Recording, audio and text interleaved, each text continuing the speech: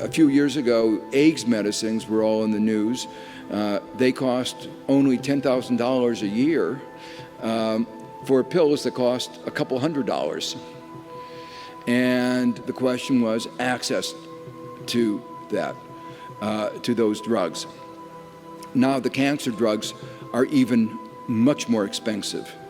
The point I want to emphasize is that our intellectual property regime has to be viewed from the perspective of learning and the extent to which it facilitates learning.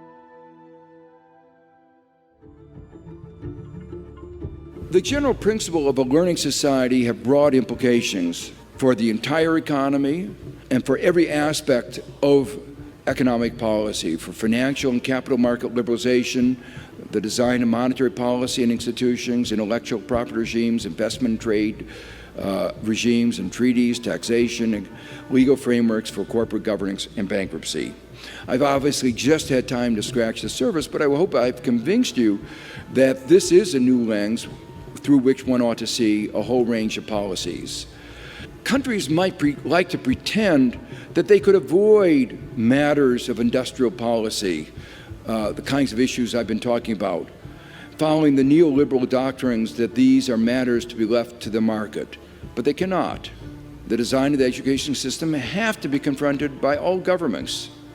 The design of infrastructure, the design of tax policies, the design of bankruptcy laws, all these affect the shape of the economy. In the United States, we had a bankruptcy law that said if a company goes bankrupt, the derivatives, the CDS, the banks get paid before anybody else. It used to be, in most civilized countries, workers got first claim when a company went bankrupt. But in the United States, they changed the laws to give derivatives and banks first priority. That was an industrial policy that encouraged the financial sector. It led the financial sector to grow from that, and other provisions led the financial sector to grow from 2.5% to 8% of GDP. Whether that was right or wrong, of course, we can all debate. I think it was wrong.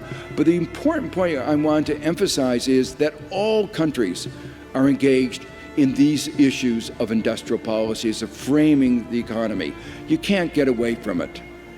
And therefore, it's better to make those choices explicitly, and particularly, what I've been arguing here, make those choices with an awareness of the effect that they have on increases in standard of living, on creating a learning society. Thank you.